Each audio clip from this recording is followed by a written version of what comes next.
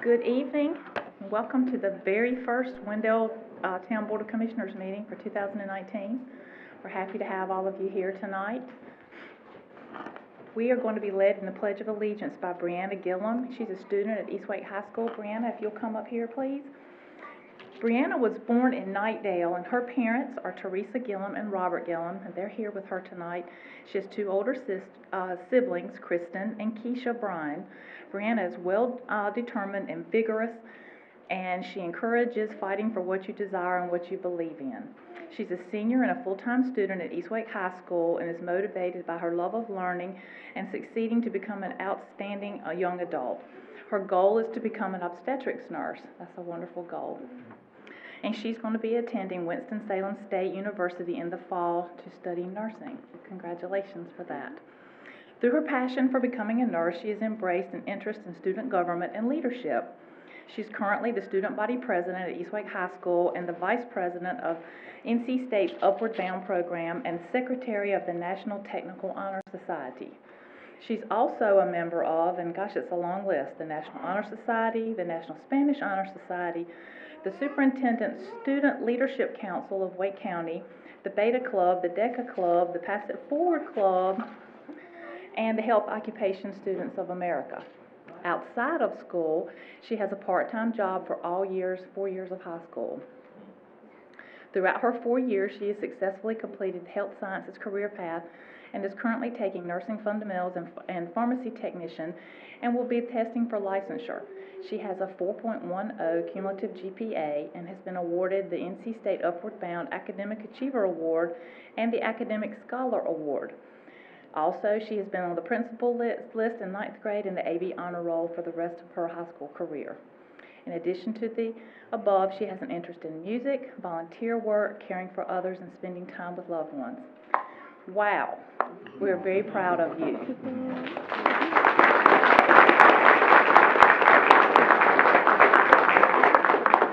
Wait to see all the things that you accomplished. So everybody will rise.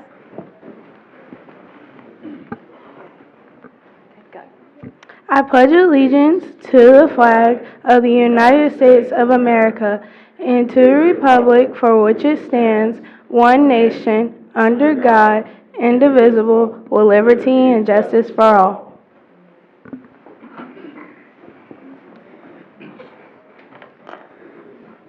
Our invocation tonight from the Wendell Council of Churches is going to be given tonight by Pastor Chris Hilliard of Wendell Baptist Church. Thank you so much for being with us tonight, sir. Thank you, and I just want to briefly mention that Super Bowl Sunday is coming, and I know many have that on their calendar, and we'll be having Game Day Sunday at our church, and we have a guest speaker who works with athletes across our state and had a brief stint as a football player at NC State, so you're welcome to come. Encouraging everybody to wear their favorite team colors, whatever sport that is, whatever level that is, you can wear your team colors that Sunday, so first Sunday in February. Let's pray. Lord God, thank you for life, and thank you for this day. It is a gift from you. We pray that we have pleased you in all that we've said and done and thought today, and where we've fallen short. We just plead your grace and your mercy. Pray for this time together. Pray that you will lead each and every one that's involved in speaking, give them the wisdom and the guidance that they need. Pray, Lord, that you'll give them the answers and the questions to even ask as they seek to have a vision for our community and for the people of this community. We thank you for the blessings and the privileges we have, not only to live in this nation, but to live in this state and in this community. You've given us so much. We pray that we're good stewards of all of it, and we thank you. And I pray that everything that we do, all that we say, and how we treat each other, will bring glory to your name because of how good you've been to us, and we pray it in Jesus' name. Amen. Amen. Thank you again for being here with us tonight. Are there any adjustments to the agenda? A motion to approve the agenda? Motion to approve. We have a motion to approve the agenda. All in favor? Right. We have 3 people signed up for public comment tonight. I'm going to talk about that a minute since it's been a little while since we've had someone signed up. The public comment is the opportunity for the citizens to share their comments about just about anything that they'd like to with the town board. As long as it's not something we have scheduled for a public hearing, which we have some of those later, save that for that time. During public comment, the town board just receives comments and does not, and refrains from answering. So then we're not gonna say anything back to you, we're just listening and take your comments under advisement. You have 3 minutes, the little green light will come on, and it will turn yellow when you're about to run out of time, and when it's red, you're out of time. And I will stop you if you keep talking. Our first person is Miss Lisa McKenzie. Could you state your name and your address, please, ma'am, when you get over there to the thing for the record?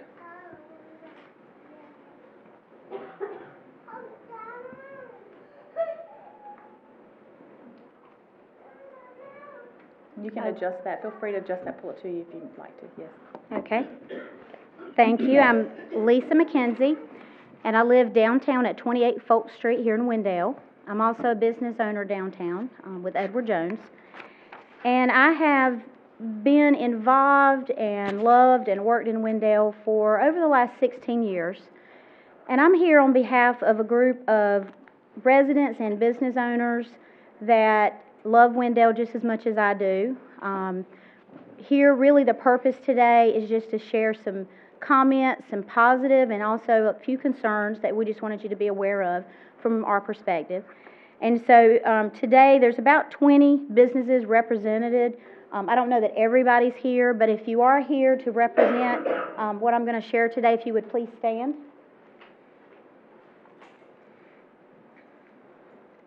And I also have a listing that I'd like to share and hand out to you as well, if that is permitted. Mm-hmm.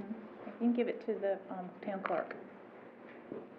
Thank you. And so, like I said, I know I have a short time, and I appreciate you so much for giving me the opportunity. The couple of things that we wanted to share, first off, we definitely welcome Mark Collins, the new town manager. Look forward to the things, the new opportunities that will come. I wanted to share on behalf of the group that we've been very pleased over the last couple of years with the growth. I know, like myself, the other ones, some are much longer residents than myself and have seen tremendous change over the last couple of years especially. We're excited about the growth, new businesses coming to town, renovating buildings, really making an impact for the future for our town. And when you live and you work and you play and your kids go to school here, you know, we want to see that continued growth, and we want to see positive growth.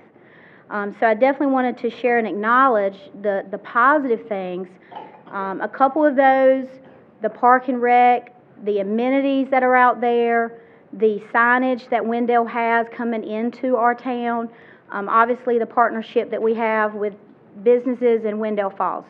So all of those we are super excited about.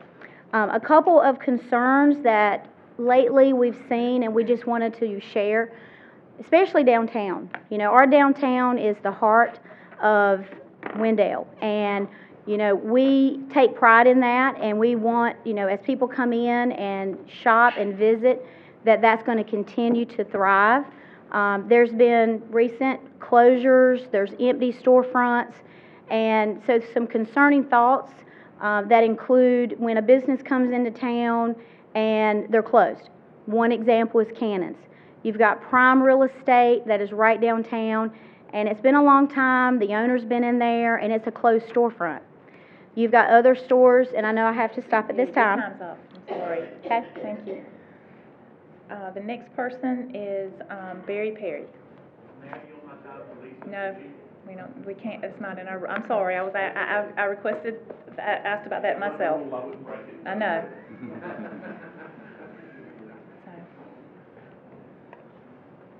Hello, my name is Barry Perry, and I'm the owner and founder of Perry's Gun Shop in Wendell.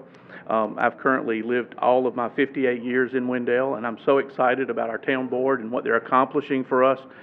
Each and every one of you, I like it that each one of you has your own goals and aspirations. I'm here in support with Lisa and the people from downtown tonight because we're so excited about the transition that we've had so many times over the years that it was tough, but now we seem to almost have a line coming into Wendell. We almost all as merchants have had people to call us and say, find me a space, I'd like to come to Wendell. And any way that the town can work with us, we would appreciate it.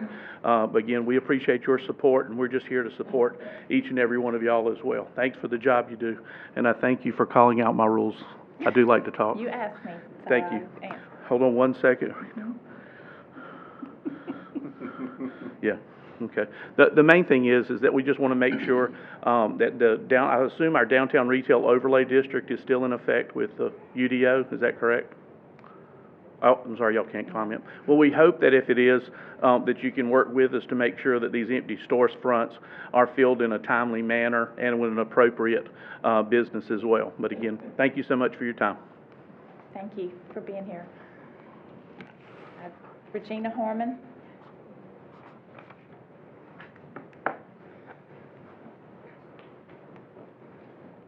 Good evening. Welcome to 2019. I was going to yield my time to Ms. McKenzie as well, but since we can't do that, I just want to follow up with, they did a great job sharing with you the concerns that we as citizens in the downtown area and business owners are starting to have in concern with the growth of our community. We just want you to please take a look at that. We want you to look at any rules that you may have, see how we can make them better so businesses like the Cannons won't stay, shut down. That's 4 units that's now sitting there as basic storage space.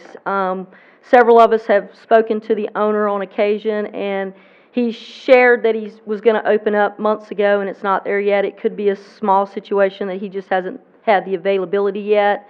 But other opportunities are coming to our community.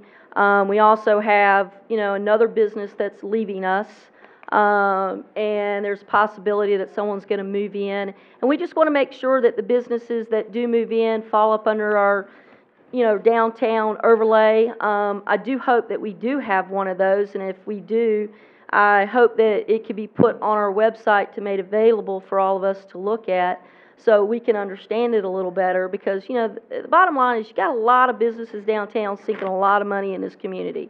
Several businesses that own more than one, and myself included. I own 2 buildings, I own 2 businesses, several other people do, and we just want to make sure that we're moving in the right direction, and then when people come in and open up businesses, we can feed off of each other, and it's something that's going to help each one of us.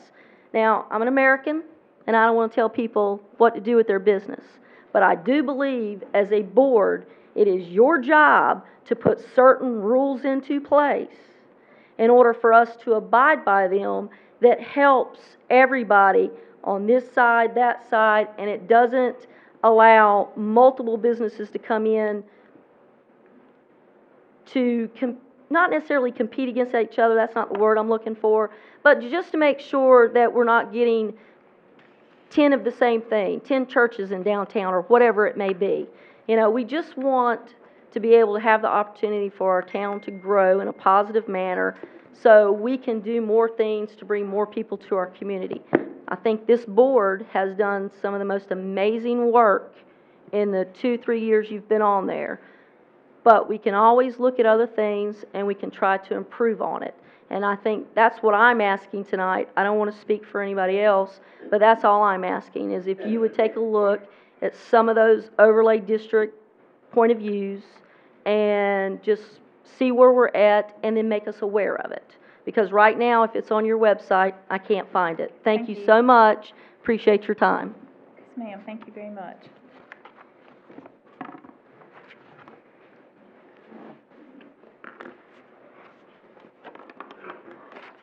Item number 3 is the consent agenda.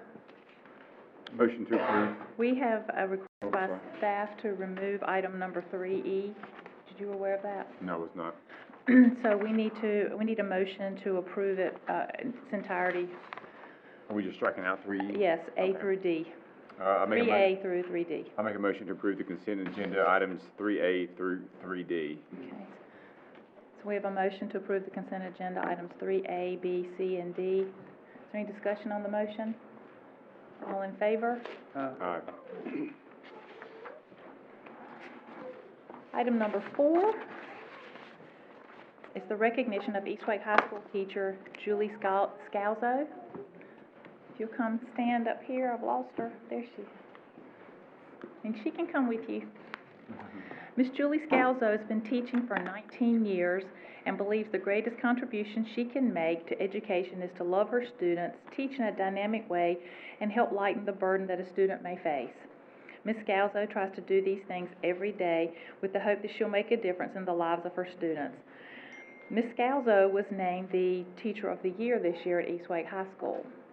And when she reflects on that, she says that she's very thankful to be recognized for the work that she enjoys so very much. This honor means a great deal to her because it's a direct reflection of so many of her students and their very hard work. She's had students think deeper, push harder, and complete tasks that they at one time thought were impossible for them. And in an effort to better themselves and focus on their futures, she's been able to help them and encourage them and create strong, lasting relationships with many of her students. Ms. Scalzo cannot imagine a greater accomplishment than being a teacher that is remembered, respected, and admired by her students, and you certainly are. And we wanted to have you here tonight and congratulate you for being chosen the East Wake High School Teacher of the Year. Very proud of you, and I wanted to thank you for everything you do for our kids here in Wendell. Thank you Thank so you much. for that.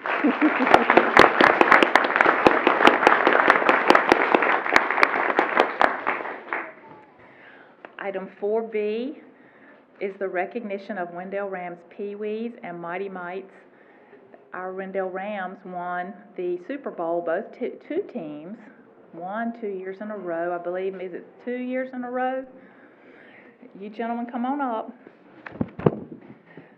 So we have Mr. Tookie Gully and Mr. Lynn Boykin, the coaches of those teams, and some of the boys are here tonight. We're going to do this back in December, and our meeting in December was canceled due to the snow, which is crazy in North Carolina, but we did have a cancellation, so we invited them to come tonight and let y'all talk to us just a moment about your great seasons and how wonderful it was. Either one can go first. Well, thank you for having us tonight, and it's indeed a rare privilege to win championships. And I thank my daddy and God for 43 years ago. My daddy said, "Why are you going to Wendell? You don't know anybody there." I lived hard when I come to Wendell, and I know why the good Lord sent me here. It was to help the children and enjoy this great town. And all my life, I've never had anything like I have in Wendell, and just across the street, the Wendell Rams.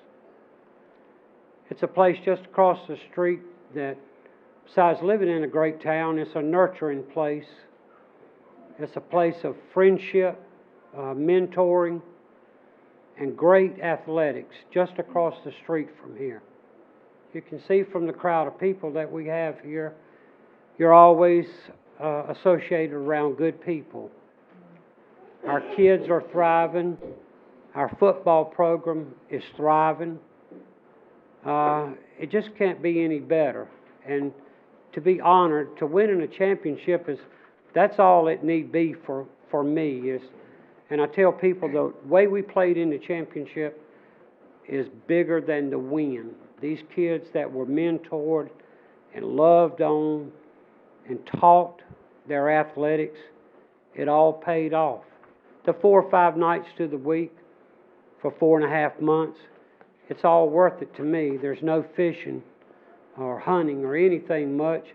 Once you get the taste of Thompson Field over there, there's not much anything else. I've associated around good people and great coaches and a great traditional football family here that really follows this youth program at its very best. We're starting to make a name out there, and you know, the good people and the hard work that goes on down there. As I told someone recently, he said, "You found the secret to winning the Super Bowls." I have. It's just what I told you. It's been around good people. Good things are happening down there, and We're grateful for your recognition tonight. Mayor, if I may, just a small May. token of our kindness from our team. Thank you. Thank you very much. I'll wear it That's tomorrow. all of it. Thanks.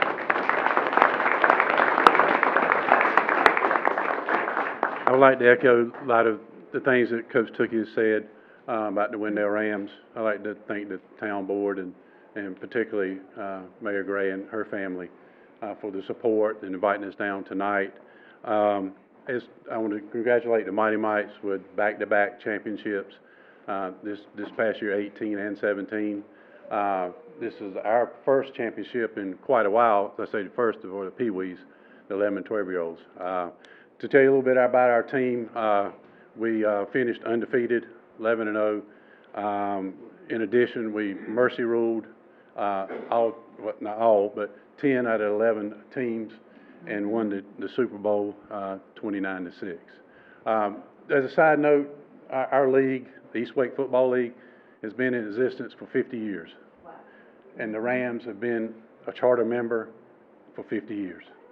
At Thompson Field, we want to continue year after year to, as Coach Tookie said, to mentor children, adults, and continue the success that we have on and off the field. And me too, or the Rams as well, got a T-shirt for Mayor Gray as well. I want it. Thank you.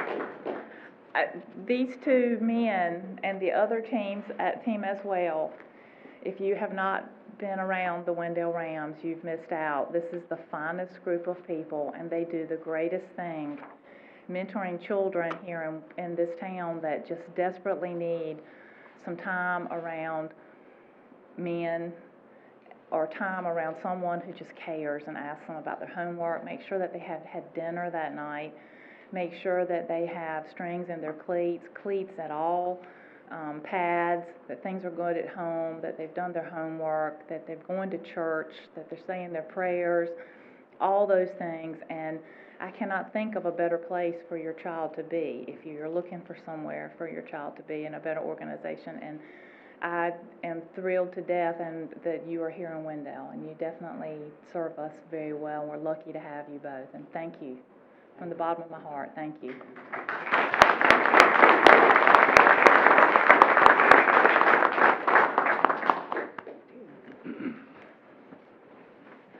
Item 4C is a presentation of the fiscal year 17-18 audit. Do you want to call a recess so they can do their photo op tonight? You know what, yes. Let's do a brief recess in case y'all would like to take some pictures, the Rams. And we'll come back at about 7:30. Thank you. I was moving right along. We got a long night.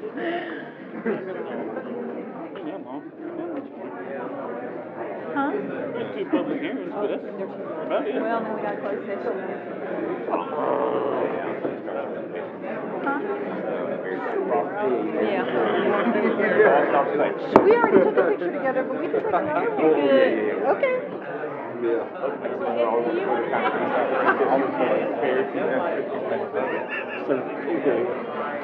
Hallelujah. No, I was just Regina Harmon signed it 3 times.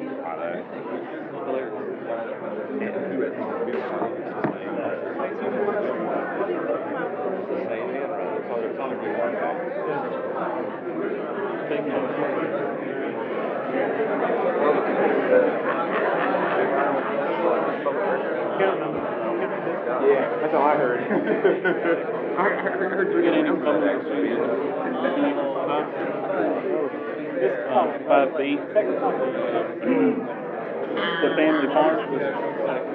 family farm one. The issue that's come up is there's a guy, and I know him personally, and I'm the one that ended up getting this on the agenda. He, for Lou Thomas, so he bought a piece of property on Lou Thomas. And it actually backs up. Here, I think I got IMAX pulled up. I did good.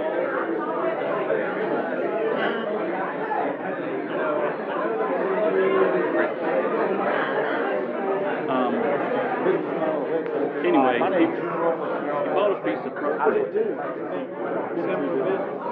I've been wanting to meet you, I didn't ever. And the driveway. How you doing? Congratulations. Congratulations. About 6 acres. Yeah.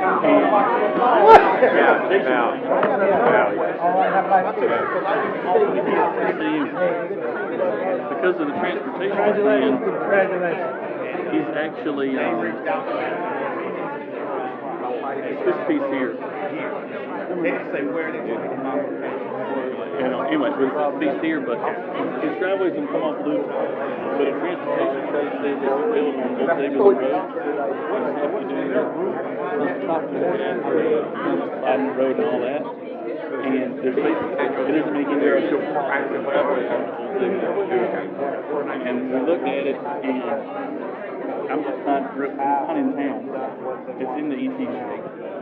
And, I just, I didn't think many people would. As a matter of fact, I overlooked it.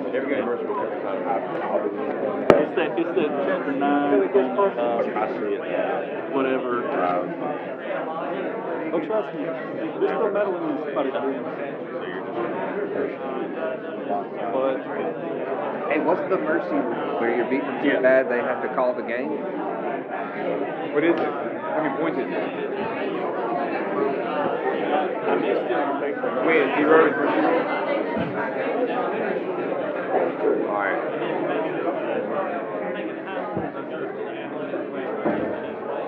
What is it? Really? They got rain.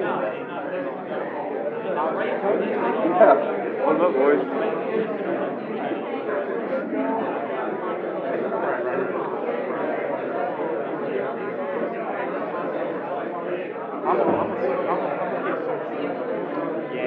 I'm 4 times. Oh, yeah.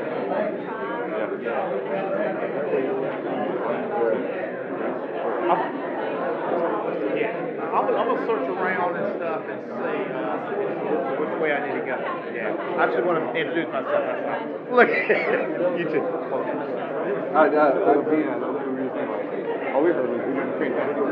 Great. I hear no problem at all. All right, time's up. Get out of here. I didn't hear, but yeah. Let's switch here. You can just turn it red.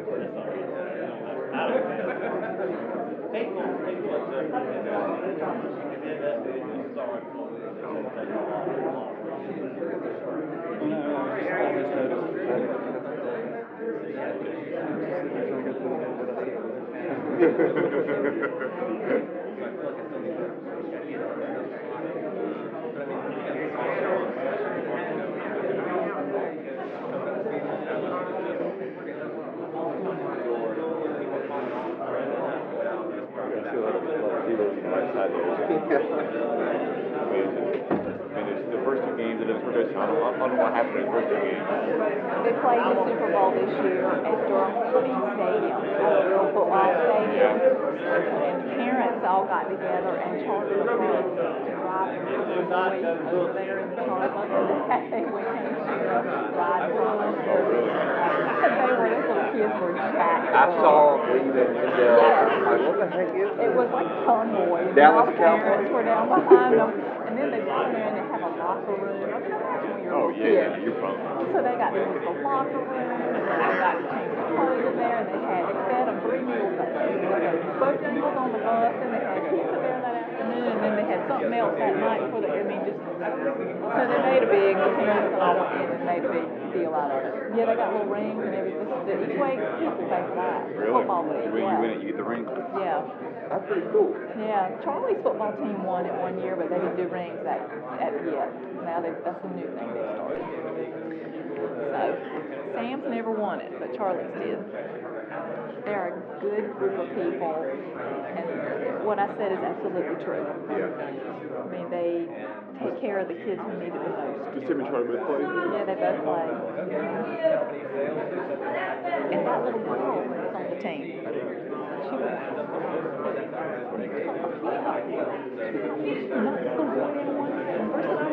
She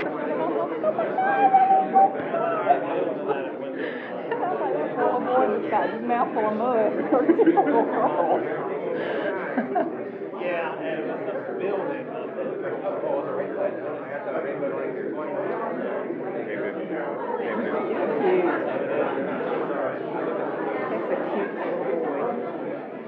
a cute little boy. So they need to knock off practice earlier, but keep it going. Yeah, keep the noise down.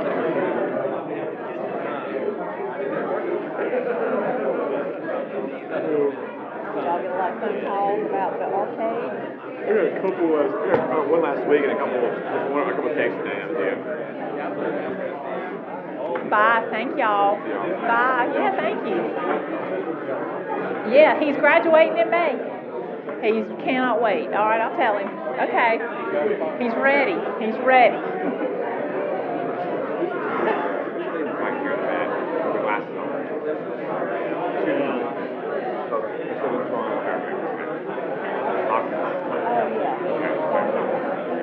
I've heard her now, I've seen her before and heard the name, I never put the two together.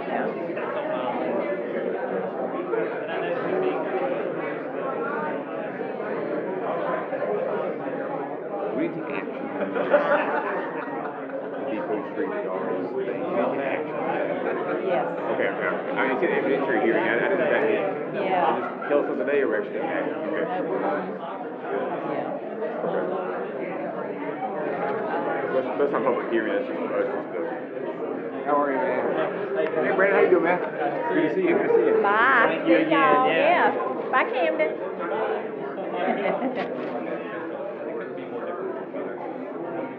Yeah. Board may take action. Okay. The evidentiary part just threw me off. I know she's probably had it before, but I just.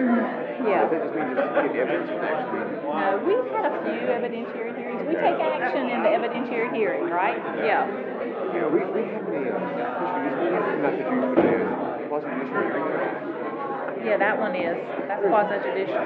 The evidence, That one is. Okay. Uh-huh. That's Dara not what I'm about. Yeah. How many am I gonna go out of my way to speak? I'm gonna have to bang them down. I've already let it go over 2 minutes. Mm-hmm. I know. Let's come back to order. Item number 4C is presentation of the fiscal year 17-18 audit. We're going to hear from Briggs Petway of Petway Mills and Pearson accounting firm. Thank you. Madam Mayor, members of the board, Mr. Briggs is here from Petway Mills and Pearson, as you said, delivering the report from the 2018 fiscal year. The 2018 fiscal year runs from July 1, 2017 through June 30th of 2018. We did have the audit committee right before this meeting, and we would ask Mayor at the end of his presentation if the board would make a motion to receive the audit report. Okay. Well, thank you for inviting me tonight. I was worried that I was going to get snowed out again. See if I don't. Which way? Yeah, go down. Down. Thank you. All right. The thing we can do for the town of Wendell is issue an audit opinion. That opinion gives you our judgment of how adequately you accounted for the money coming in and out of your town. We did not look at every single transaction you have. No way we could look at 10,000 or more transactions. We sampled. We had some very large sample sizes for some items. We had some very small sample sizes for others. But we sampled your transactions. We sampled your internal controls. We sampled documentation of what you showed us. We reviewed reports that you had written, communications that you had received and had sent. And as a result of that, we issued our opinion. Our opinion is called an unmodified audit opinion. There is a standard language report that CPA firms can issue when there is no problems noted in an audit, and that is what you receive, this unmodified opinion. We take the language prescribed by our profession and we put the town of Wendell at the top of it. It doesn't say you were perfect. It doesn't say there was absolutely nothing wrong, but it says in all material respects, the financial statements for the town of Wendell are fairly presented And that's the report, our first report we mentioned up here, the opinion on the financial statements. There's a second report letter that we issued inside the booklet we gave you, and that is a audit opinion on governmental auditing standards. We call it the Yellow Book, and the Yellow Book references a publication put out by the Office of Management and Budget. Because you had in excess of $100,000 of governmental source funding that you spent, we had to apply governmental audit standard procedures and evaluate you against those standards, and you did fine. We didn't find any errors. We didn't find any exceptions. We found that you did very well in accounting under the governmental audit standards. So that report is also unmodified, and it is the best we could give you. So those two reports constitute what we can say about you. If we read your reports, you would see total assets of $16 million plus. That includes cash, that includes some investments in the state of North Carolina, lets you have only the very conservative investment portfolio. And that includes your property, plant, and equipment net of depreciation. Includes some small accounts receivable. Liabilities, what you owe, totals $11 million plus. You've got about $8 million of what we call debt, which is notes payable and some post-employment retirement benefit obligations. And you've got just general accounts payable, payroll taxes payable, etc. That leaves you with net assets of $4.5 million. And basically, you have $4.5 million in cash. For a small town, you've managed your money, managed well there. You had revenues of $6.4 million, expenses of $5.5 million. This is for the governmental activities, by the way. I didn't mean to overstate there. The governmental activities are your town government, your police department, your fire department, your public works. We go to the business type activities, you have very little exposure here. This is just the remains of the water and sewer fund. And as I told the folks on the audit committee a while ago, whether you feel like you gave up control of your water system or not, you probably made a remarkably astute financial decision several years ago when you accepted the city of Raleigh taking over that water and sewer. Water and sewer is just very expensive to operate. Basically, the revenues equal the expenses, and it's just the repayment on the debt. The general fund is basically that non-business, that governmental portion that's not serving a for-profit motive, is serving the public interest of your constituency. $9.4 million in assets, that's money, that's investments, that's receivables, that's property and equipment. $2.8 million of liabilities in the general fund. You have a fund balance in the general fund of $6.6 million. As I look across the small towns that I'm aware of, a town roughly the size of Wendell with a $6.6 million fund balance is a pretty good thing. Total revenues of $6.9 million, total expenditures of $7.1. It's hard to exactly break even, but you budgeted to break even, and you've approximately done that. So no problems there. The unassigned fund balance, go back to what I just mentioned, you've got $6 million of fund balance that's not obligated to pay for something else already. The state recommends that we keep 8% of our total fund balance available. So the state, at a minimum, would want $575,000 of fund balance. You've got $6.03 million of fund balance. You've got plenty of fund balance to meet the state's requirement. The local government commission will not be sending you any unpleasant communication. They will think you've done well.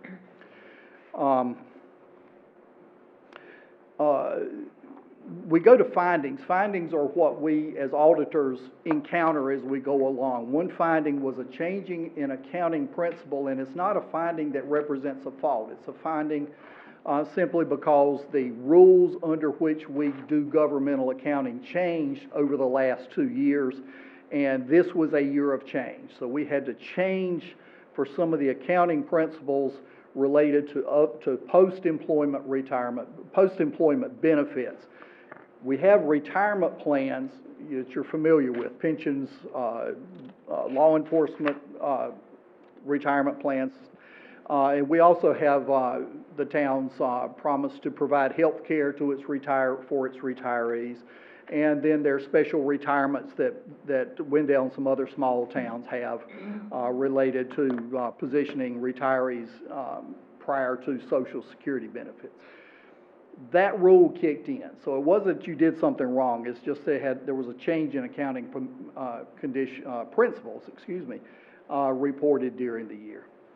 No changes in the use of estimates. You estimate things like depreciation, expected retirement benefits, expected paid leave benefits.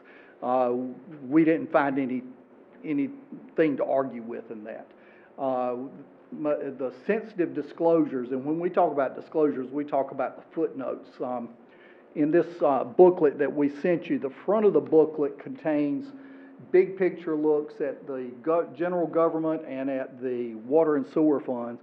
The back of the book contains very specific information about line items on those schedules. You know, we might describe the debt, we might describe the fixed assets, we might describe employment census information. In the middle are footnotes that you need to read. And there's not the most exciting reading, but it's really telling stuff. And when we say the most sensitive disclosures dealt with capital assets and debt, capital assets are your property, plant, and equipment. I mentioned a while ago there are about 15 pages of footnotes in this thing. 11 of those pages deal with, to some degree, post-employment retirement and post-employment health care benefits. And that's just simply where the governmental accounting world is that we need to talk about those. We had no disagreements with the financial management or the management of the town. You know, we felt welcome to be here, and we felt we had good cooperation with our auditors. We sent our draft copy of the report to the town. Y'all had a chance to review the draft. The draft came back with a representation letter signed in a timely manner and promptly, so we didn't have to argue any points anywhere. And in fact, we made no significant adjustments. I think we might have worked on some depreciation items with your folks, but we made no significant adjustments. The report was submitted to the local government commission, who rides herd over all these things and who approves our work on your town's report, and they had no complaints. There were no uncorrected misstatements related to the governmental funds that you spent. We found nothing to complain about as far as you're working with us or a willingness to work through the adjustments that we needed to make. I will point out, there is in the report, I'll be happy sometime if you want to email me questions, I'll be glad to try to respond to them, but I would encourage you to read it. There's a debt schedule in there that tells you what your debt is, and it describes that post-employment retirement and post-employment health care issue. Those are significant components in your report, but I can't say, you know, I was joking with our auditors a while ago, I can't stand up and give you a pat on the back because that's not what our profession allows us to do, but I can say you worked well with us and we gave you the best report we could give you. And I'll answer questions if you've got some. Does anyone have any questions? Well, thank you. Okay, and for that, I'm very appreciative of our staff and their hard work too. Made us very proud. Thank you for your efforts as well. Thank you. Madam Mayor? Yep, we need a motion. Yeah, I'll make a motion to receive the audit report. And we have a motion to receive the audit report. Is there any discussion on the motion? All in favor? Aye. All right. Item 4D is an update on the Wake County Fire Commission from Lucius Jones.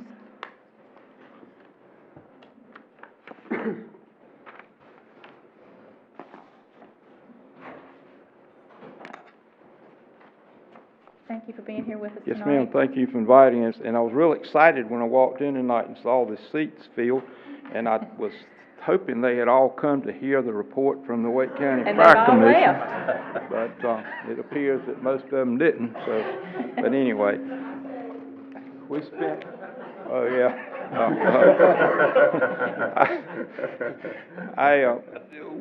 We had a meeting last week actually, and we spent 4 hours, going over some things, for the future of the fire service. The revenue people say there's a possibility that we're gonna have a $1 million shortfall in the budget for this coming year. And we're trying to address that in a responsible manner. Some people think that anytime you need money, you raise taxes. And, that's really not the way you do it. You try to become more efficient if you can. So that's what we're working on. We spent 4 hours the other night, and Commissioner Joyner joined us for a good bit of the boring meeting, and we're glad to have him. So he can tell you more about it than I can. I didn't get as much out of it as you would have thought, but anyway, after 4 hours, we kind of came to the conclusion that we're doing what we're supposed to be doing.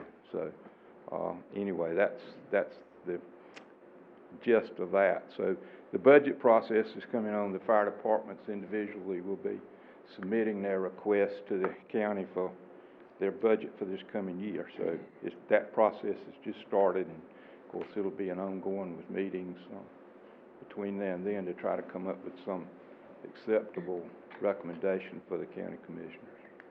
Does anyone have any questions? I'll be Any happy questions? to answer.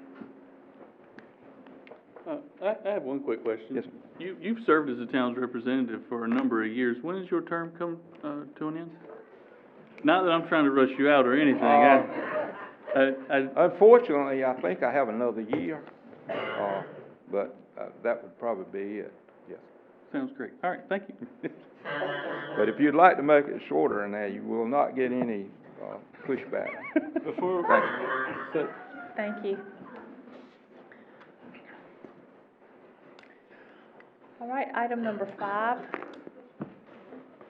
is a evidentiary hearing for a special use permit for an indoor event space located at 37 North Main Street. Mr. Bergmark? Thank you, Mayor. Yeah, what? Normally the attorney provides the overview of the rules. Yes. We've got new agendas, and I'm not used to them yet, and things are not paying close enough attention. Let's hear about the rules of procedure and the evidentiary hearing, please. These are, as you know, quasi-judicial proceedings, and they are conducted more like a court proceeding than like the typical rezoning process. Certain due process rights apply. There's an opportunity to cross-examine witnesses.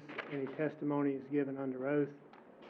Rules apply about the admissibility of expert testimony, and when that applies, if that comes up, I'll address it at the appropriate time.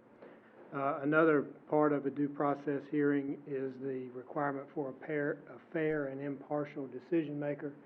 So there should not have been ex parte communications or any approach to the decision makers, this board. Prior to the hearing, you're to base your decision on the evidence presented at the hearing. If you have been approached about it, if you'll disclose that, we'll address it and determine whether you need to be recused or whether you could hear the case. And unlike the rezoning process, where you have broad discretion in your decision-making, with these types of decisions, if they meet the criteria in the ordinance, then the permit shall be approved, is the language. Okay. I'm going to have the clerk provide the oath for anyone wishing to present testimony.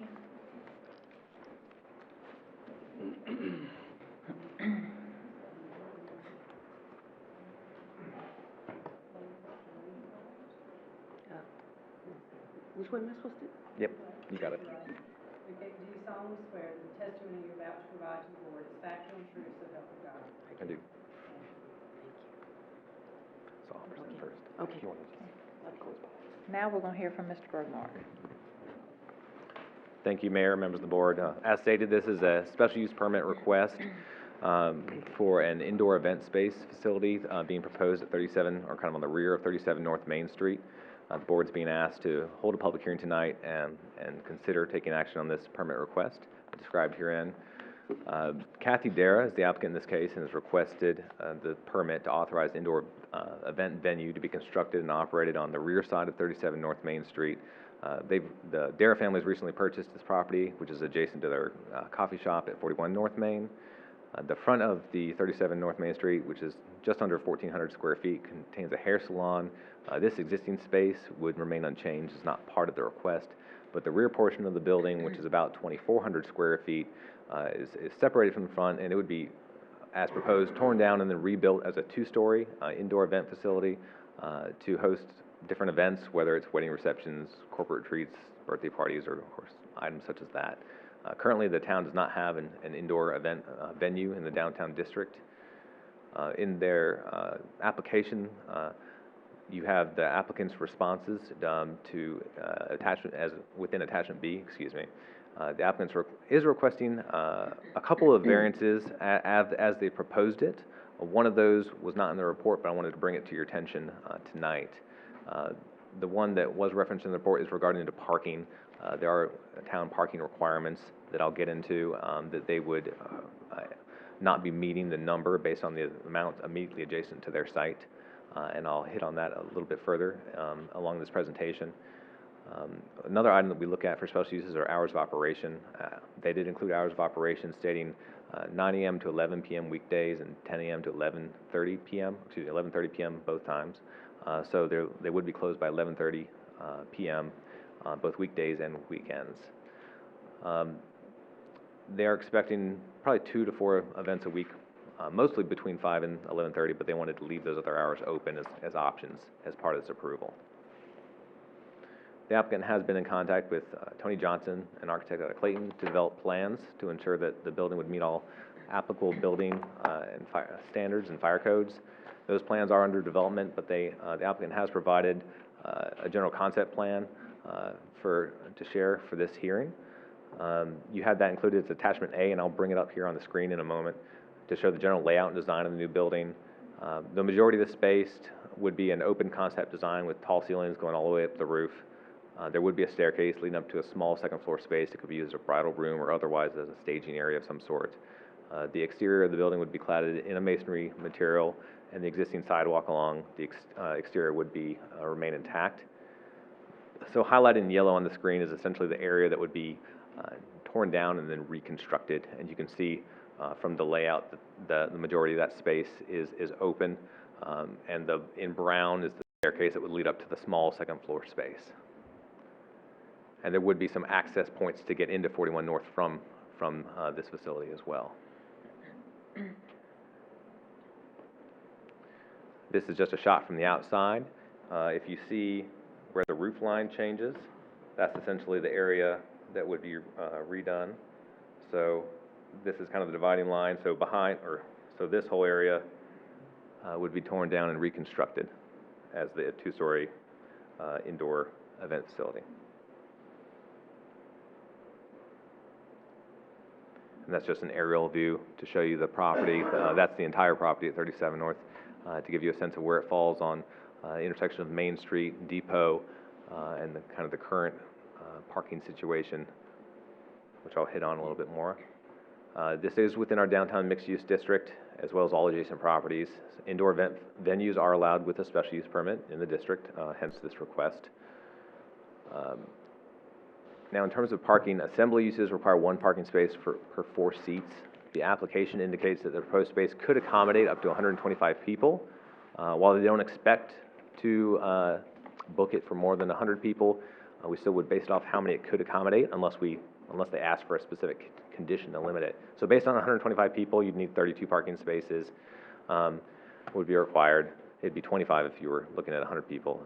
In that downtown district, adjacent on-street parking may be used to satisfy this.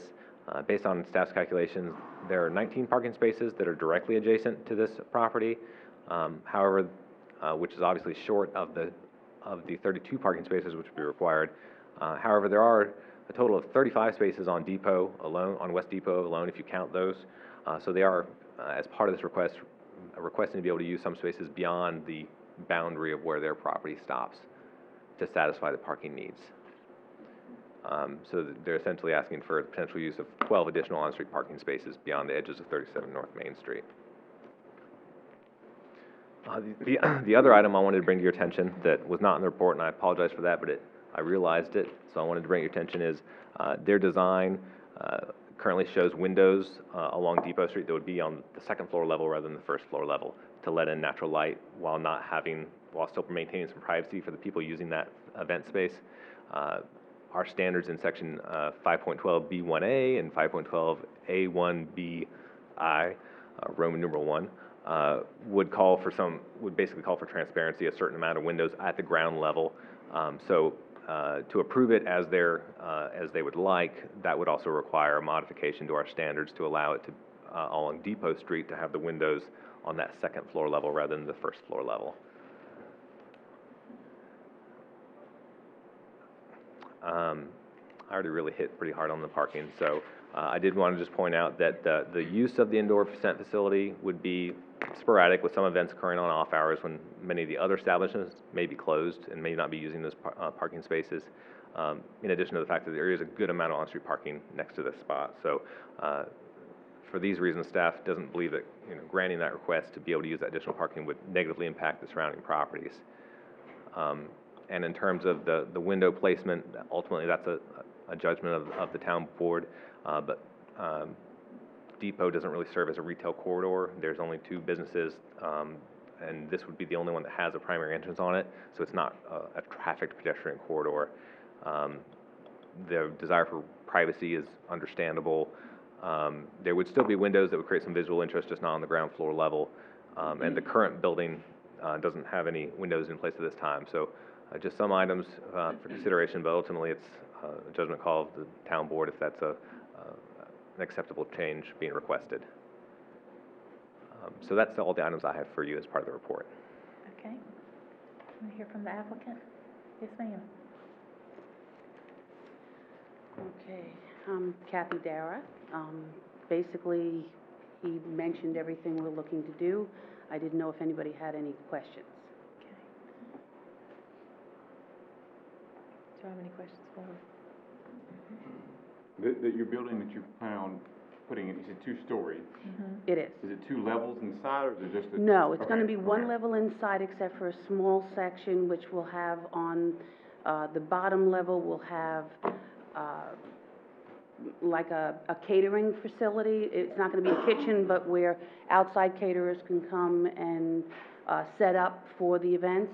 And the upstairs will have like a bridal suite, so there'll be a space where people can get ready for their event.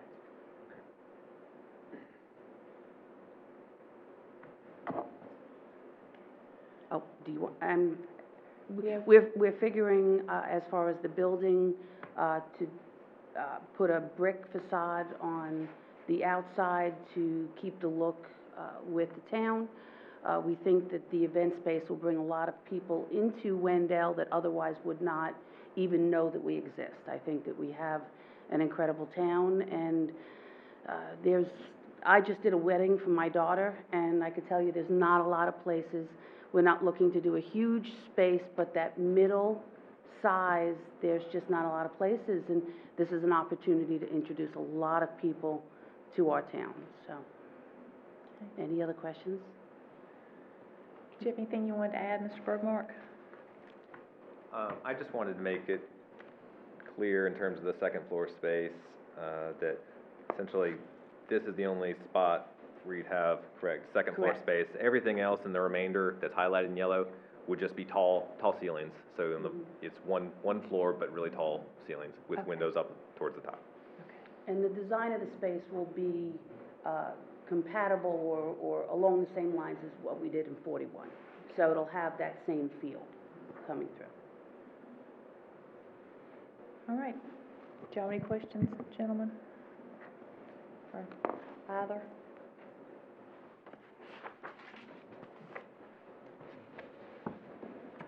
All right. Yeah. I'll make a motion to, approve the special use permit. Will that include the two variances being Include the requested? two variances. Yes, please. So we have a motion to approve the special use permit, including both variances requested. Is there any discussion on the motion? All in favor? All right, thank you. Thank you.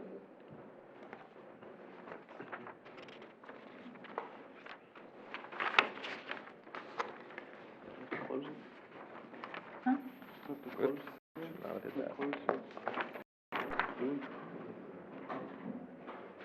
No? We don't have to do anything special to close that, do we? Second? We don't have to do anything special to close that. I don't think it's different. This one's different. Yeah. Sherry's got, Did we give anybody who was interested an opportunity to be heard on? There wasn't anybody else who wanted. no one else was sworn. No one else swore in. Yeah, so I didn't even worry about it, yeah. All right, item 5B is a zoning text amendment to Chapter 9 of the UDO as it relates to exceptions to roadway infrastructure improvement requirements. Mr. Bergmark. Thank you, Mayor, members of the board. As stated, this is a public hearing for a text amendment related to an exception to roadway improvement infrastructure requirements in Chapter 9. Town board's being asked to hold that public hearing and consider taking action. Action could consist of adopting the attached ordinance or delaying action for further deliberation if necessary. This is being initiated essentially by the town, although it was brought up initially by a citizen. So Chapter 9 of the UDO contains all of our general provisions for street design, including street types, connectivity standards, and infrastructure improvement requirements. Those are meant to ensure that road improvements occur as development occurs, and it's important for us since we have some limited authority in terms of we can't assess impact fees, so this makes sure that improvements happen over time. Requiring these improvements also prioritizes more significant investment along the primary corridors of the town. When we created these requirements, it essentially applies to all development, but there are a few exceptions that were built into this related to replacement homes, so that family subdivisions, meaning carving out lots kind of for your family members, or the construction of a single home on a large, otherwise vacant lot. So we did carve out exceptions where those three instances, you wouldn't have to necessarily go in and improve the road you were building along. That language is contained within Section 9.3. And you have the existing language in your report. I won't read it all aloud, but as stated, generally you have to make improvements. We've carved out a few exceptions. There was the section that we were looking to change was specifically this section where you have a highlighted, where it states family subdivisions and development, which consists solely of the construction of one single-family dwelling on a tract of land which is 10 acres or more in size and which contains no existing residences, shall not be required to construct the street to the standard section, and shall not be required to pay a fee in lieu of such street construction. Now, dedication of right-of-way is still required. This request is looking to change that reference of how large that lot has to be in order to be exempt from this. So as the proposed amendment would amend that section to consider reducing the size threshold for that lot. Instead of being 10 acres in size and building a single home on it, reducing it down to 5 acres in size and building a single home on it. It still would make sure that someone isn't just carving out a whole lot of lots along a road that we want to potentially preserve for a more appropriate use. But at the same time, it gives a little bit more allowance to someone that has a larger lot and maybe just wants to build a home on it without being subject to all the same development improvement requirements. This was originally brought to staff's attention due to an existing lot along Old Zebulon Road that's 6 acres in size, which the new owner wishes to build a home on. There was a member of the town board that suggested there may be, at previous meetings, the town board has suggested that there may be other changes we might want to explore related to our transportation plan and the like, but we wanted to go ahead and bring this specific change forward to try to get some resolution for that property owner, independent of other changes we may be considering. The planning board reviewed this at the November meeting and were voted 8-0 in favor of the proposed amendments to reduce the threshold from 10 acres down to 5 acres in terms of properties that would be exempt when building a single home. In terms of plan consistency and reasonableness, anytime we make a change, we have to look to see what the comprehensive plan says and determine that it's reasonable, that the proposed change is reasonable in nature. The planning board found the proposed amendment to be consistent with principle number 8 of the comprehensive plan and found it to be reasonable in nature in order to ensure that transportation improvements occurred over time without constraining the ability to use larger tracts for a single dwelling or homestead. Staff is in support of the proposed text amendment. I'll be happy to take any questions you may have. I have a few things and a couple of questions. First question is I just want to make sure we understand if the piece of land is within 300 feet of an existing sidewalk, they're still going to have to upgrade and put in the sidewalks. Is that correct? That relates that relates to replacement homes. I believe is where that language you pulled came from. So if it was new construction, then that would not count? Right, new construction, excuse me, if I can find that.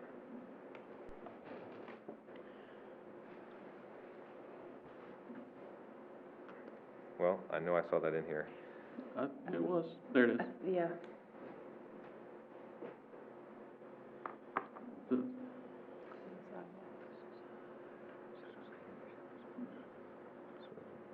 So that's the existing language? Right. Okay. So we're not proposing to change that. So we're not going to change anything about that? Okay. Susan originally approached me about this parcel in question, and I felt like it was a little bit of a blind spot. The vast majority of the parcels that would fall under this are in the ETJ. They're not in the city limits. And Old Zebulon Road especially doesn't have any sidewalk on it at all, period. And so to require someone outside the city limits to build a sidewalk along Old Zebulon Road when even the portions that are in the city limits don't have sidewalks seem a little bit excessive. The other thing, which is pretty specific in this case, was that the parcel in question wouldn't even access Old Zebulon Road. They were going to be asked to build a sidewalk in their backyard, in the back of their lot, because they were actually going to access Lou Tom. So it seemed like a real blind spot, and it seemed like something that could be, and we talked at length about it, and it seemed like there was no real easy way to find a remedy for this.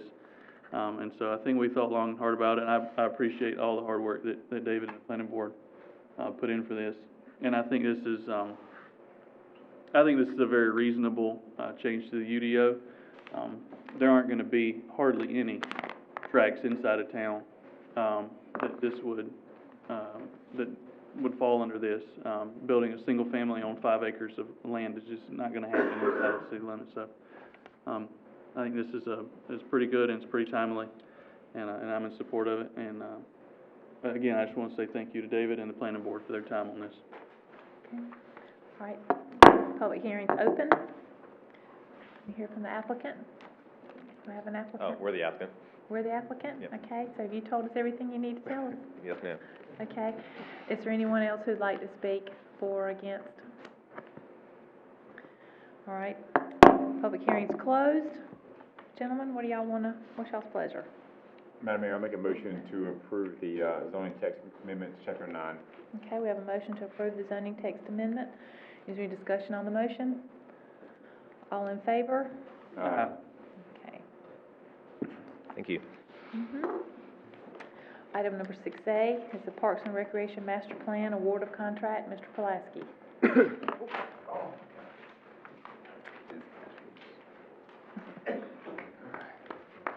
Leave it to me.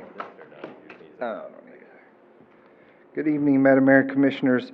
I'm here hopefully to seek permission to bid out the new master plan process. The purpose of a master plan is to develop a comprehensive vision for the park system, individual park, open space area, recreational facility, and/or programs as it relates to our town. The Parks and Rec Master Plan it's a comprehensive process that provides guidance and policy direction to the local government decision makers. So it really helps us mold our department needs. The award winning the winning group will pretty much survey the area and ask stakeholders, which would be the citizens, what are your needs? What would you like to see? And it really kind of helps us shape where we're going for the future. We had a master plan done in 2011. Since that master plan has gotten so much age on it, we've either addressed most of the needs on that master plan, or they're really no longer in need. So moving forward, wanting to have any kind of grant money or even applying for grants, this is something that we really have to have. So I did seek out 3 different organizations, and these 3 companies are known for producing well-written master plans, very thorough. These businesses have worked with Parks and Recreation departments in the past, and we did receive 3 separate bids from McGill Associates, Withers and Ravenel, and Susan Hatchell. After reviewing those 3 bids, just making sure that they were all in the same ballpark with their frame of work, we did take these 3 to the Recreation Board this past month and let them look over them and kind of thumb through them, and we just really kind of sat down and discussed all 3 of them. One of them was a higher end bid. This company has a department that specializes in Parks and Rec. So their bid was significantly higher than the other 2. But this company they have recreation professionals doing these master plans, so they're a little more adept to being able to do those. Susan Hatchell was the other group. You guys are probably familiar with them from our park improvement plan. They helped with the last part of. And then the lowest bid was McGill Associates, significantly lower, but still a very outstanding organization, and are known for producing really good Parks and Rec master plans. After discussion with the Rec Board, they're recommending to this board that we take the McGill bid at $19,150. And in front of you, you'll see the scope of plan. They're proposing 6 work phases.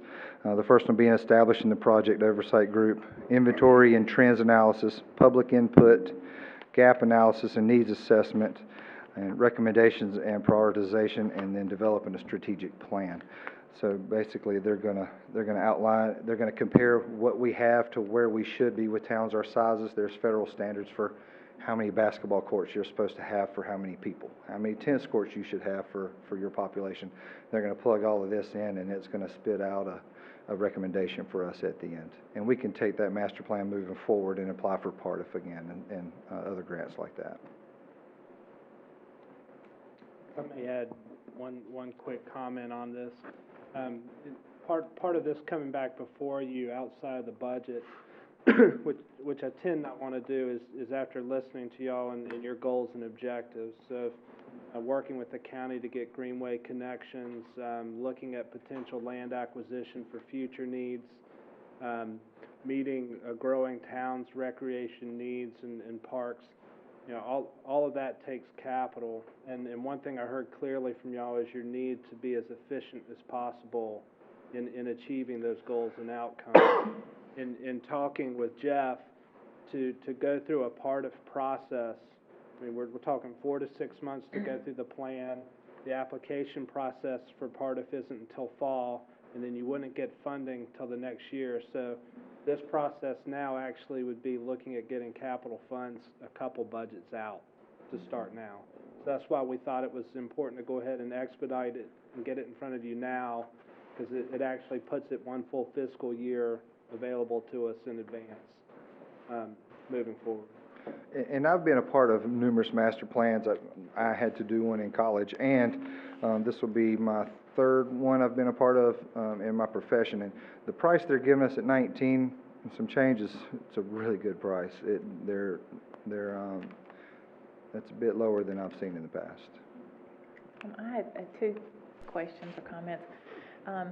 I want to make sure people understand that this isn't one of those plans that we're just doing because we want to do a plan. This is something that's a working document that you need for grant applications. Yeah. and it's holding you up to not have it. Without that 2011 master plan, we would not have received The part the of- $250,000 part of 2 Okay, years. the second one is, sometimes just because you're the cheapest doesn't mean you're the best. True. So do you feel comfortable with these people even though they are the lowest? Because sometimes you, I am. Okay. I'm familiar with their work, and the rec board just thought it might be nice to have a fresh set of eyes on a master plan. You know, Susan's highly recommended, and she's familiar with our park, but they just thought, let's get somebody new in here and kind of see what their feelings are, different and perspective. where we should go if they see anything really significantly different than what she did. okay. Jeff, how much of our old master plan do they use, or do they start from scratch again and just come right out? They look at some of it, but our old master plan is, the numbers are so off with our population boom. Even the projections what that master plan was saying we would be at this year, they're not. And what we've done with the PARTIF. Right. So it's very different. Yeah. Okay. But they are some of it. And all three of these actually went online and pulled our old master plan and took a look at it. So that did favor into some of the cost. Any other questions? For a motion at the appropriate time. Okay, all right.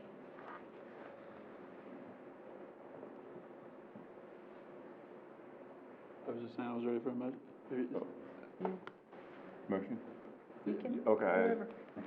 I'll make a motion to award the master plan contract to McGill Associates. Okay, we have a motion to award the contract to McGill Associates. Is there any discussion on the motion? All in favor? Aye. All right. Item 6B is a presentation of policy for the town of Wendell regarding budget and finance. We're going to hear from the town manager, Mark Collins. Now, I promised the mayor I'm not going to read these word for word. I know it's a long meeting. But I did want to give the general public just a general budget 101. I know that we've been talking individually and as a group moving forward that our budget process and budget document is going to be scaled up to reflect the changing community that we are.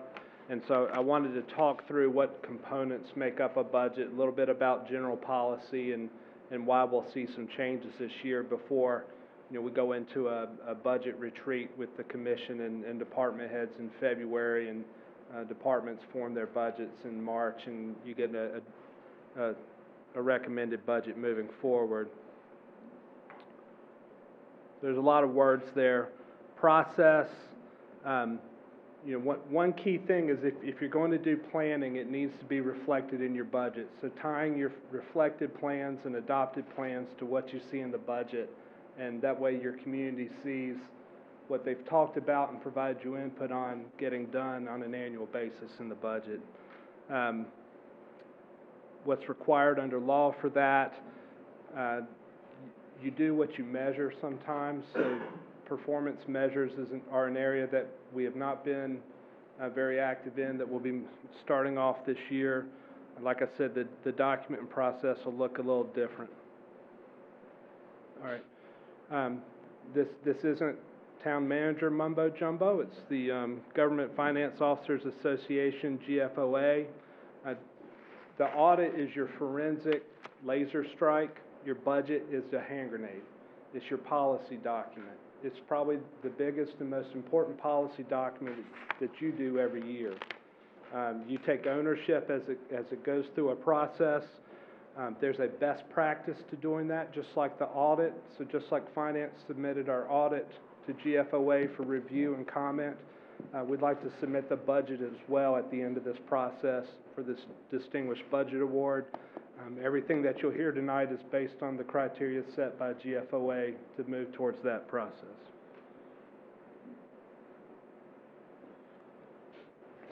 There's definitions and missions. A budget isn't just an ordinance that you adopt with the numbers. It's the operations plan. It tells us as staff what we ought to be doing. That's your direction to us for policy. It's that financial plan. It's that connection to your other adopted plans. So there's a visioning, implementation of vision. And then it's a primary communication tool to your public for them to be able to see that what you talk about with them is getting done. So there's a lot more information than just the line item budget in a budget. If you come up with a motto and good pictures, I'm going to use them in presentations. The budget needs to reflect that, a small town with big charm there. What you believe in and your vision and mission needs to be reflected in the policy documents you approve. All right. Strategic plan implementation. Those don't work unless there's a commitment from you and from town leadership to get it done. So very early on in our relationship, I promised you put it in a plan, and I will work like crazy to get it done. All right, so that's that commitment that GFOA is talking about there. You have to have that. Your strategic plan is going to be a component in your budget so that the public can see at the top of a funnel what's the vision you're trying to implement by allocating these resources.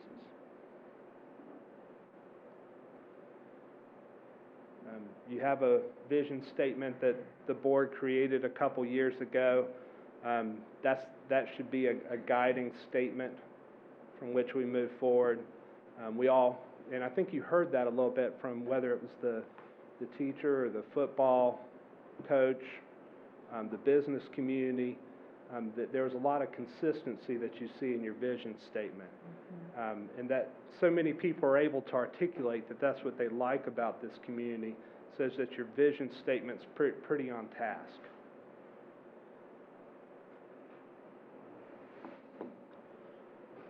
To be able to plan, we have to look beyond a one-year window. A lot of things that we do, whether it be large dollar items, debt takes years to pay off, things trend over time. We need to, as staff, we need to be looking back, and we also need to be projecting forward and then showing that visually in the budget beyond just our budget of today. So you're going to see more of that in this year's budget as well, moving forward. All right. I know you know my running joke is anytime you want to outsource management, we can just put the magic 8 ball on the desk, and that can be the answer to whoever comes in. I wouldn't recommend that as your manager. I have one in my office. Yeah, I do too. It's a gift. Going to Zoltar for projections and trends, not a good idea. Using graphs, professionals explaining it to balance, obviously more preferred. All right, that's not a picture of me at the beach last summer, I know. But balance is the key to life, and it's the same thing in your budget. You're required to have a balanced budget by statute, but we need to look beyond that and make sure that it's structurally balanced over time, that a continuation of current practices and expenses or revenues are expected over what period of time, that we're able to maintain that structural balance. So you'll see a little bit of that in the projections moving forward. If there are challenges that we see, if there's expensive capital programs that need to be tackled, then staff needs to be talking about how we can maintain a structured, balanced budget and meet your fund balance goals moving forward by still tackling what we can or what limitations on what we can achieve moving forward.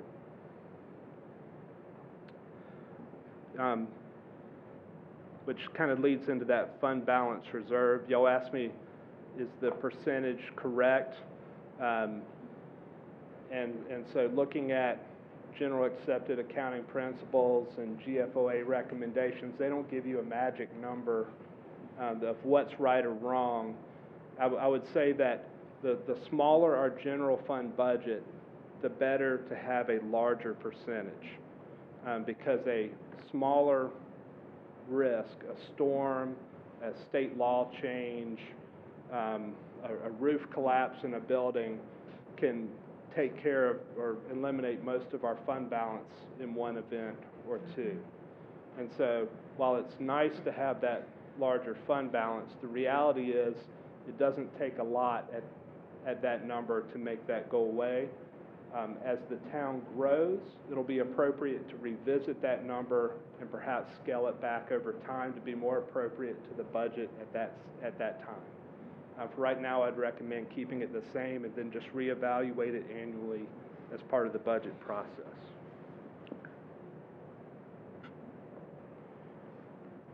And this is an example of a graphic chart that can help. This is looking at our fund balance history for 10 years. If I just gave you the percentage, you go, oh my gosh, we're all over the place. The thing to remember, though, is your capital expenses change wildly depending on what they are. From year to year, some years you don't have big expenses, sometimes you don't. Your general budget changes over time. When you add a trend line to something like the red line there, it shows you that in general your fund balance has been increasing on a slow linear rate over time, which is what you want to see for good fiscal management.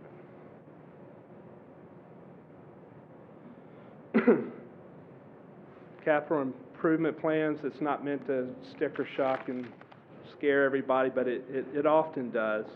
More importantly, it is a planning process to get input in and start talking about how to solve and implement your strategic plan. It's probably the portion of the budget that's closest tied to implementing your vision. It's a promissory note in future years. It allows you to start thinking through. It brings in debt. It brings in fund balance, when to spend it, when not to spend it. We're starting at this point, at a point where I've in reviewing your retreat minutes from the past, I feel like you've done a lot of strategic plans. I'm putting that in writing and bringing it to you at your next meeting to begin reviewing. Once we get past about a year and get into a new cycle and a good full year together, we'll start more of a public strategic planning process and then just get into a regular biennial rhythm to update the strategic plan moving forward. But your capital plan is your chance every year to talk about how you're implementing that strategic plan through your budget. That's a whole lot of words on one page. So you've had it now for a couple months. If you have any questions on it, be happy to answer them. Go to another graphic. So it's important to have these graphics in your budget because it gives you a pretty easy, at-a-glance visualization of what's happening. In this case, it's your revenues from last year's budget. It breaks it out over the different categories of revenues. Your average citizen can look at it and understand that taxes generate a little more than half of your income and therefore might draw more attention. Now we can evaluate as staff, are all the things in other revenue appropriate there? Do they need to be in other areas? We can break taxes out into property tax versus other taxes like sales tax so that you can see a little more differentiation on that graph. But it's important to show that graphic representation in your budget. Performance measures. Again, you do what you measure.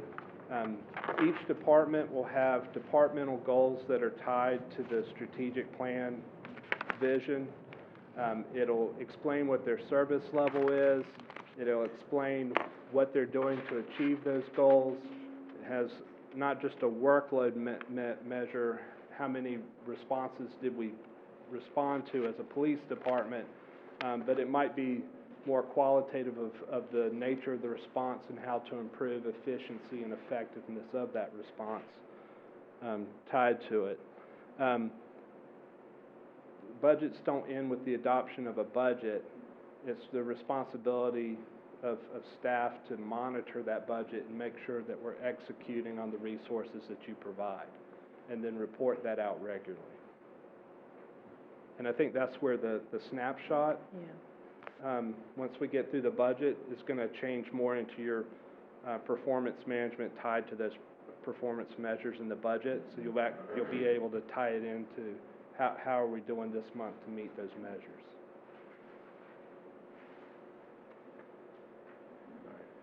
The document itself will add a little weight, and hopefully meet all four of those characteristics of a budget that we started on. There's 6 major sections and 27 specific criteria for the GFOA, recommendations for their award criteria. We're going to work hard to meet them all this year. I know Butch and I have already talked about when he and I get closer to retirement age, looking back and go, hey, the last 10, 12 years we've got the audit award, and for the last 8 to 10 years we've got the Distinguished Budget Award. So that's kind of our personal goals in finance, to show that we're good stewards of your trust and accountability, and the documents that we produce back that up. Well, there's a group that we know and love. It's y'all's document. A budget is your document. You take ownership, you pass that stewardship on to the next successive boards. You have an opportunity right now to set the standard on what that means, and staff looks forward to working forward with you on that. And the process, we're kicking off now. Be starting conversations with department heads tomorrow morning on budget.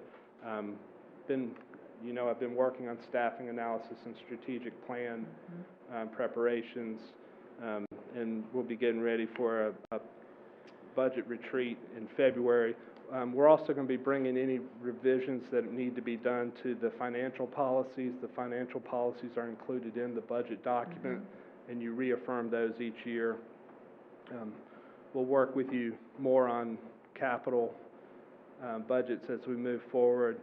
One thing you'll notice on here is it's a little more aggressive to get to a decision point, hopefully at the end of May, and that way we're leaving June for you as a just in case within your normal meeting schedule, and not need any last minute work. If we do our projections and trend analysis correctly, if the state or county come back with a slightly different number, we'll already account for that within our budgeting to the extent we can. I'm starting to learn as I get older in management that you can't always depend on the state and feds to give you a budget on time, so you need to have good trend and projection. That would mean that our August-September retreat then becomes your kickoff to your strategic planning process, that would later get adopted in November, December. It's usually customary to do that in an off-election year, so we'll do a mid-year retreat this August, September, and then go into a full planning process the following year. All right. These are the things we're working on right now for you.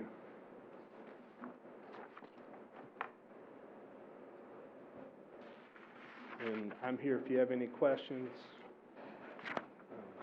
I'm one of those odd guys that might have been a planner, but I went to school originally for applied mathematical sciences, and numbers fascinate me, so I'm weird, I admit it.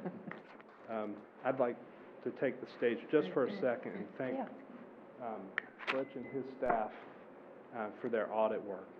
That if there's a strength of our finance department, it's the accounts payable, receivable audit function. That's really their wheelhouse, and that really shows in their audit work. Any questions on budget? Any questions? Thank you. Thank you. No, thanks. Stay right there. Now we're going to hear from you about the Triangle J Regional Brownfields Consortium. No, the monetary commitment to this happens during the budget. Right now, it's just letting Triangle J know that we'd like to proceed or not like to proceed as part of a new Triangle J Regional Brownfield Consortium. Brownfield programs are not a new thing. They're often done in larger cities that have larger industrial areas. Brownfields are any perception or any land that is perceived or real has an issue that impedes development. That can be agriculture land. Applying pesticides and fertilizers may make it hard for some future land uses to develop or redevelop. It could be an old tobacco warehouse that's no longer there in Wendell. More realistic, it tends to be old gas stations. Old laundromats and dry cleaners have chemicals. All these things put question marks on property title that may impede development to land that already has infrastructure in front of it. All right, so the federal government and the state government have programs and incentives to identify, assess those properties, and get them ready to get back into a more taxable market. Small towns like us do not have the technical savvy to prepare applications. The federal government does not like to give direct grants to small communities. They either want to do large cities or regional consortiums. So the group of more rural counties and smaller towns within Triangle J are looking at doing a Triangle J Regional Brownfields Consortium. Our cost in year one, I believe, is $4,000. Yeah, $4,000. It would cost us more than that in staff time to prepare a grant application, federal grant application. So collectively, we can be a lot more efficient and effective with that funding. First step is to do a planning and assessment grant that will work with voluntary property owners to do phase 1 and phase 2s on properties if awarded. So even if we get one property in Wendell funded through a regional consortium every couple years, that would more than pay for our investment in the program.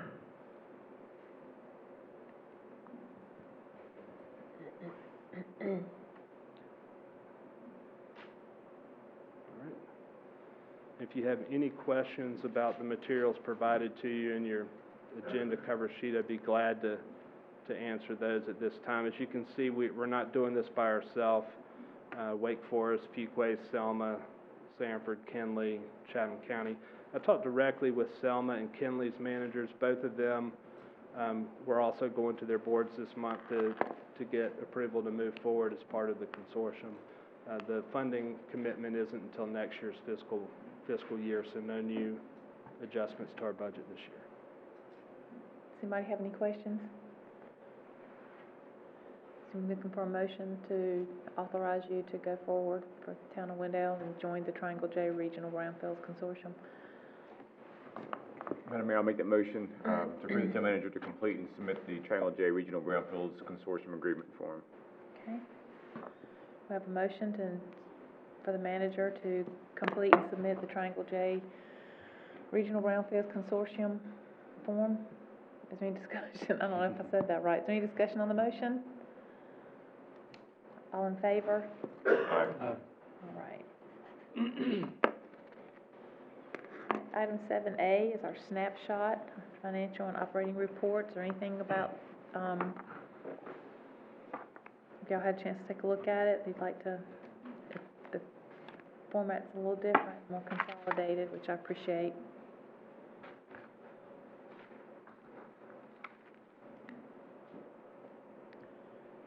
Yeah, I was gonna say, can we get it? Yeah.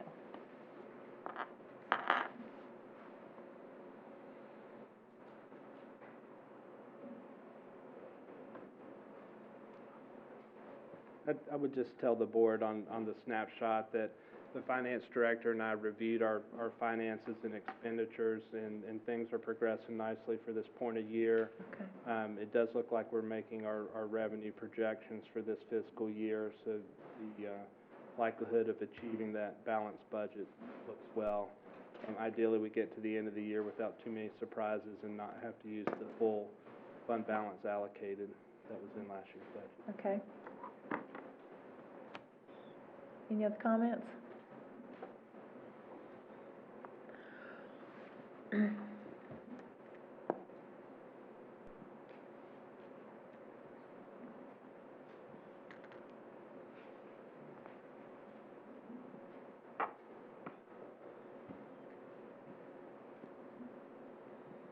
do like the consolidated format, and it's gonna continue to evolve, just like you just said, so that's wonderful. All right, let's move on to 7B, update on board committees by town board members. We'll start with, Mayor Pro Tem Lutz, Triangle J, Council of Governments, Board of Delegates. Yes, Madam Mayor, this meeting was back in November, but this is kind of end of the year meeting. We recognized some outgoing delegates, and they did a report for the forum that they held. And any new business was just a few budget amendments. North Carolina League of Municipalities Advocacy Goal Conference, Commissioner Boyette. I was unable to attend that meeting.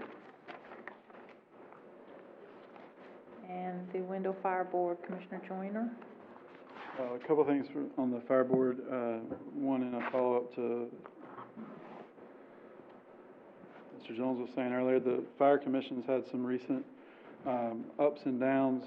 So I want to thank a few people. One, Mr. Jones, two, Chief Staples, our manager, Mark Collins, and most specifically Commissioner Boyette. There was a bill introduced shortly after this election that would have impacted, the shortest version of the story is, would have negatively impacted Wendell's ability to continue to participate in the unified fire system. That bill advanced through the House, however, did not make it through. Commissioner Boyette came down to the General Assembly and spoke as a firefighter and as a commissioner, somebody that's going to have to respond with less resources and someone that's going to have to balance the budget with one. And since that is my day job, I'm less effective. It was good that Commissioner Boyette came down. The way that he spoke moved some members was an interesting piece. That said, that's kind of why there was a special fire commission meeting that was 4 hours the other night. The fire commission and the county are working to try to resolve the problems that created that problem. So we'll keep you updated on that as it moves forward, but I did want to thank several folks that helped us work on that issue. And otherwise, I do not know of anything at the last fire board meeting other than the conversation about the fire commission meeting and everything that happened the week before to report. That'll be it. Okay, I've also attended I had a meeting that just got left off of here. It was the Triangle J Council of Governments Executive Roundtable discussion for mayors and county mayors, county chairs, and the topic this time was community resiliency and hurricane preparedness. Here in Wendell, we dodged that bullet twice this past fall, but we aren't always so fortunate. We heard from Jen Schmitz, who's a Triangle J planner, and we heard about budgeting for resiliency, and apparently resiliency is a big topic now with them and how to plan for that. I know it doesn't really impact Wendell necessarily right now, but a lot of us remember Fran, and we did have that blew through here, and it was bad. And those of you who maybe have homes at the beach and stuff, some of this will have an impact on you. So she discussed planning for things like that. And then we also heard from Laura Hogshead. She runs a newly formed North Carolina Office of Resiliency that was set up by the legislature and the governor. So it was a bipartisan effort, which you can do that sometimes nowadays. That's nice to hear. And what their purpose is to streamline Matthew and Florence recovery. And I'm sorry. She is working with the federal government, specifically HUD, in recovery efforts, contracting, procurement of funds, and streamlining efforts. And her job, the advantage of her job and her role is to have one office coordinate things to avoid things being overlooked or maybe work efforts being duplicated. So hopefully this is going to help expedite things for folks who still are struggling from Matthew, and that's a shame. Let's see if there was anything else that day. I don't think so. So that's all from that one. Let's have our commissioners' reports now. We'll start with Commissioner Joyner. Just want to reiterate that as a board, we're probably going to have to look to continue to work with the fire commission in the county on that issue. It kind of came up quickly, but it seems as if we need to continue to have an active role in that process. So I appreciate our initial run up to that, and we'll continue to work on it. I did want to say to the folks that were here earlier this evening, I appreciate the comments, and I look forward to the growth that we have coming, and I also look forward to hearing the concerns of anybody that wants to reach out, specifics. Outside of that, I have nothing else, Mayor. Commissioner Boyette. Yes, I'd like to wish a happy birthday to my father. I'm 90% sure it's today. Also, don't let Commissioner Joyner downplay his importance with the issue that came before the state legislature and the fire commission. His expertise was really invaluable navigating that whole system, and when he says that, you know, he's on the inside, that's what he means. And you know, I wouldn't have known where to even begin dealing with that sort of issue. And while I do think my input was appreciated for being both a commissioner and a firefighter, just getting a seat at the table and being able to stand up there and be heard was, I think, invaluable, and it wouldn't have happened without the heads up and the updates from Commissioner Joyner. So I just want to say thank you to him for all that he did on that issue. And that's all I had. Commissioner Myrick. Nothing tonight, Mayor. Commissioner Lutz. I just want to give a heads up to next Friday, January the 25th, from 5 to 7 o'clock, the Wendell United Methodist Church is having a pancake dinner. So it's a good time, and it's good food and fellowship. If you need tickets, let me know. Otherwise, I'm sure we'll be happy to serve you at the door, too. Where you can let me know. What's that? I said, where you can let me know. For me. Okay. No comment. Commissioner Carroll, no comment? I have a couple. Commissioner Carroll also has to sell tickets, so you can let him know, too. I think you should probably go to the door and stay away from all of them. I'll just buy them all.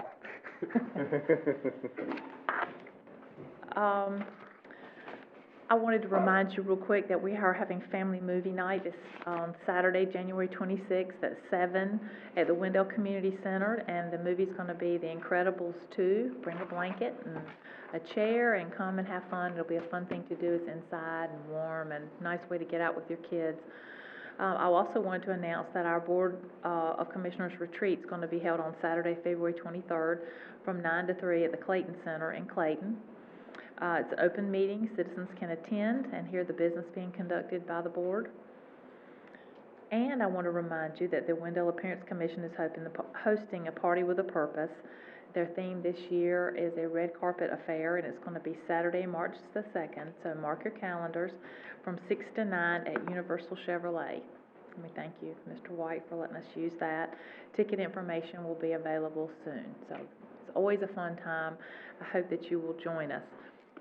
For me specifically, I wanted to go back in time just a little bit and thank everybody for the Wendell Wonderland event. We haven't met, and I know it seems like that was ages ago, but it wasn't that long ago, and we haven't met since then, and I haven't had an opportunity to thank you all for the work. It was a great event. Every employee participated or had a hand in it in some fashion. It was definitely an all hands on deck kind of thing, and I appreciate your efforts. It was a wonderful event. I've heard so many nice things, and it always makes me really proud when we can showcase our town and have people have such good feelings to kick off the Christmas season. I think it's always the first Friday night in December, so the next one will be Friday, December 6th. Mark your calendar and join us downtown. It'll be a great night. We've already had a wrap-up meeting for this one, so it's all fresh in our minds, and we're all getting ready for next time.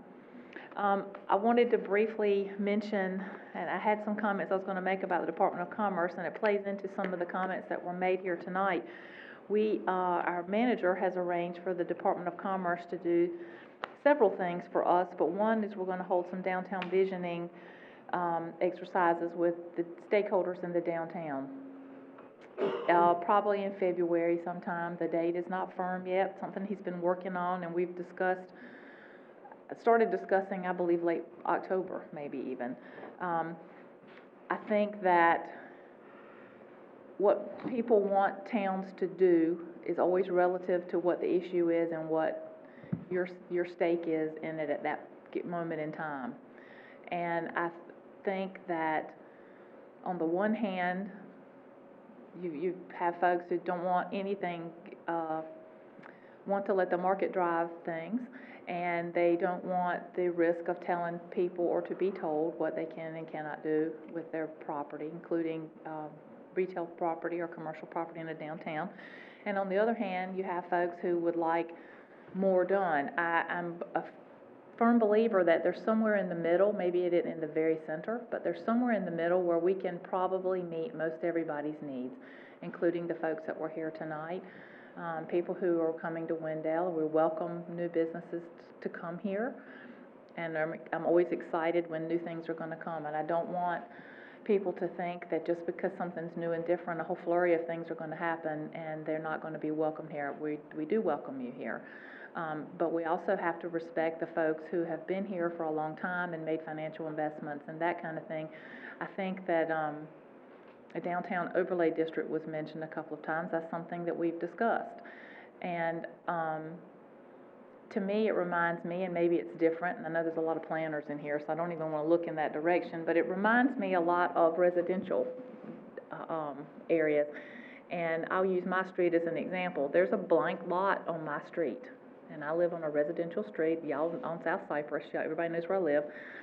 And our zoning right now would not allow, as bad as we want one in town, a steak restaurant to be in that spot, because our town has made a commitment and has an obligation to the people who live in the homes on that street that it is residential and that is a residential environment. And I think that the same thing can apply maybe to Main Street and the area in the downtown, that maybe we have, and we should maybe see it this way, that we have an obligation to people who have made financial investments into the downtown, that maybe we need to do a little something to encourage a little more retail than not. And I think that lands somewhere in that middle ground, and I think we can figure out a way to do that. And I hope that all those folks that were here tonight are watching. I wish they were still here right now. I'm happy to see that they've all gotten excited about Wendell right now, and I look forward to seeing how we can work together with them to meet everybody's needs, because I really believe that we can.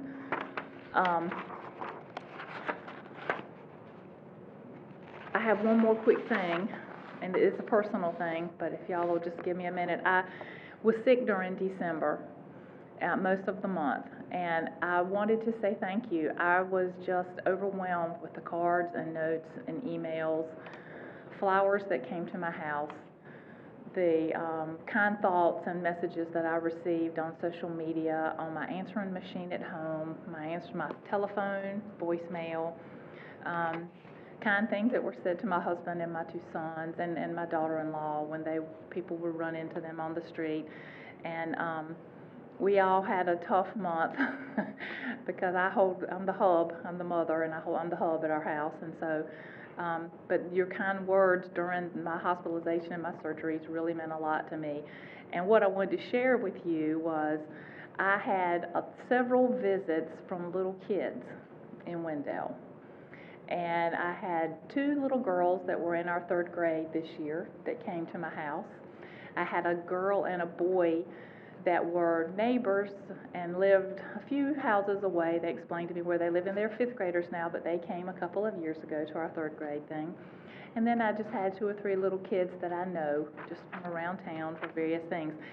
And my refrigerator is just covered in sweet little notes and drawings, and you just can't imagine how nice it was. I have glass transoms on the side of my front door for my doorbell to ring and me to look over and see some sweet little kid smiling at me and waving with an armload of little things that they had made for me themselves. And I can't tell you how much those things meant to me and those sweet thoughts meant to me. It really brightened my day. because I was sulking about being sick and not being up here in the middle of everything. You know it was about to kill me. So, I know that during Christmas it's a busy time for parents and for them to have to take the time out to bring their child to my house and sit in the car and wait. It was really sweet, and I really, really appreciate it. So thank you very much. And those things are still all over my refrigerator, and it's a spectacle in there in my kitchen right now, but I don't want to take them down because I really treasure them. I got a lot of bead necklaces and a couple of bead bracelets and some cookies that I'm pretty sure the little kids made. That was just very, very sweet. So I thank you so much for that and for thinking of me. I'm very humbled by it. So that's all I have for today. Do I have a motion to adjourn and to go to closed session? Do you have the number? Here it is. Thank you. For both of them? Yeah, just at the end, just say 4 and 5. Do the number Okay, one, maybe. I'll make a motion to go into closed session, regarding the North Carolina General Statute 143-318.12A4 and 5. Okay, so we have a motion to go into closed session. All in favor? Right. Oh.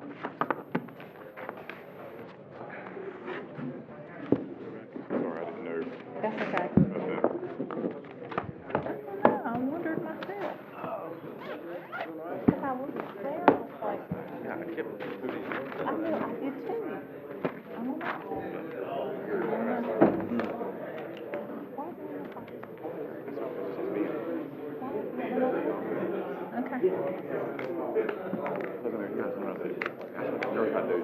Okay.